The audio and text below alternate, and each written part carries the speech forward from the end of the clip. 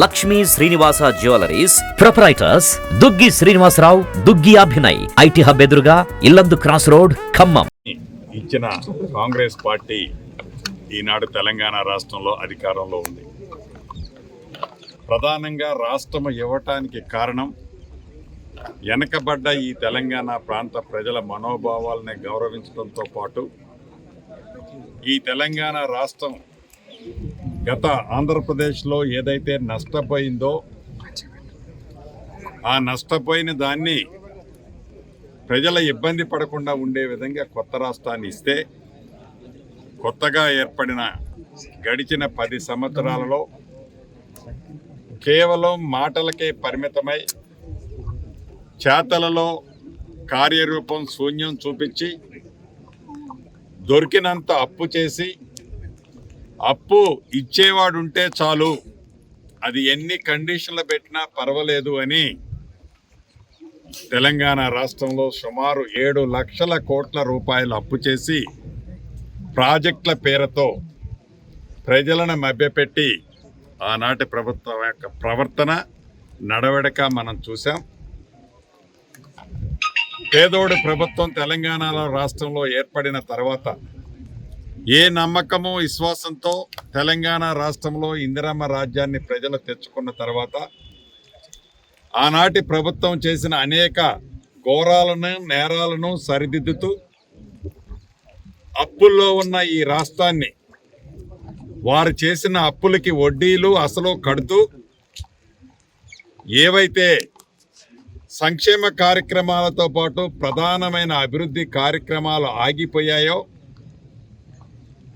వాటన్నిటినీ గౌరవ ముఖ్యమంత్రి రేవంత్ రెడ్డి గారి నాయకత్వంలోని ఈనాడు ఈ ప్రభుత్వం ప్రజలకు అందించే దిశగా పనిచేస్తుంది. దాంట్లో భాగంగానే ఉమ్మడి ఖమ్మం జిల్లాకి సీతారామ ప్రాజెక్టు,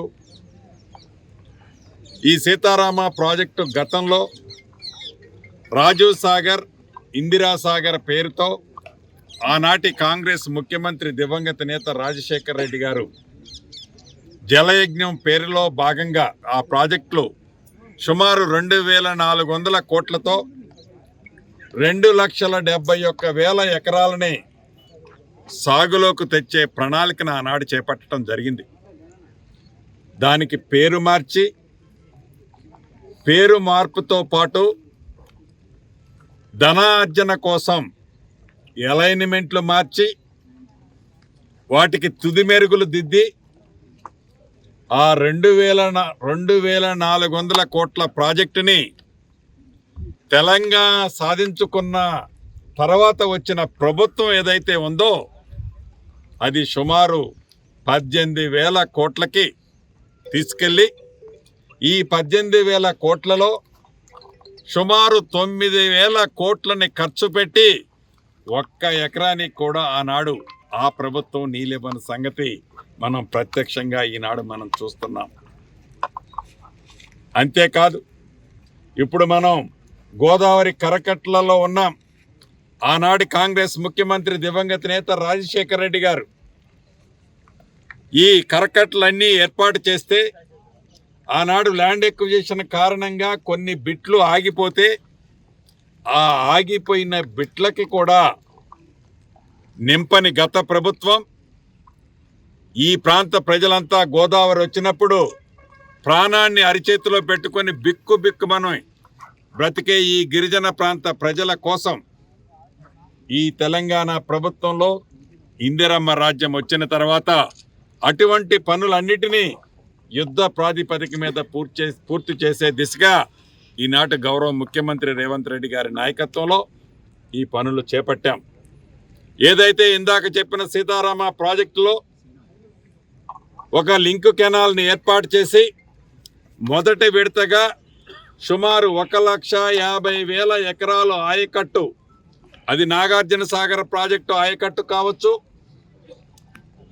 ఇంకా మైనర్ ఇరిగేషను, మీడి ఇరిగేషన్ అయిన వైరా, లంకా సాగర్ లాంటి ప్రాజెక్టుల ఆయకట్టు స్టెబిలైజేషన్ చేసి సుమారు 1,60,000 ఎకరాలు ఆయకట్టుకు నీరిచ్చే దిశగా ఈ ప్రభుత్వం ఈరోజే ట్రయల్ రన్ కింద వెట్ రన్ కింద సీతారామ ఫస్ట్ లిఫ్ట్ ఇరిగేషన్లోని పంపులు నీటిని ఎత్తిపోసే కార్యక్రమాన్ని అధికారులు చేపట్టారు. యుద్ధ ప్రాతిపదిక మీద రాబోయే ఆగస్టులో అంటే సుమారు ఒక 40-45 రోజుల లోపే ఈ నీటితో గోదావరి నీటితో కృష్ణా పరివాహక ప్రాంతంలో ఉన్న నాగార్జున సాగర్ ఆయకట్టు స్టెబిలైజేషన్తో పాటు మైనర్ ఇరిగేషన్ మీడియం ఇరిగేషన్ ప్రాజెక్టులలో ఉన్న ఆయకట్టును కూడా గోదావరి నీటితో ఇచ్చే కార్యక్రమాన్ని ప్రభుత్వం చేపట్టింది. అదేవిధంగా ఈ కరకట్టలతో పాటు రాబోయే భవిష్యత్తు కాలంలో ఈరోజే భద్రాద్రి కొత్తగూడెం జిల్లాలోని కలెక్టరేట్లో ఫ్లడ్ డ్యామేజెస్ మీద రివ్యూ కూడా జరిగింది. చాలా వివరంగా విపులంగా అంతా డిస్కషన్ చేశాం.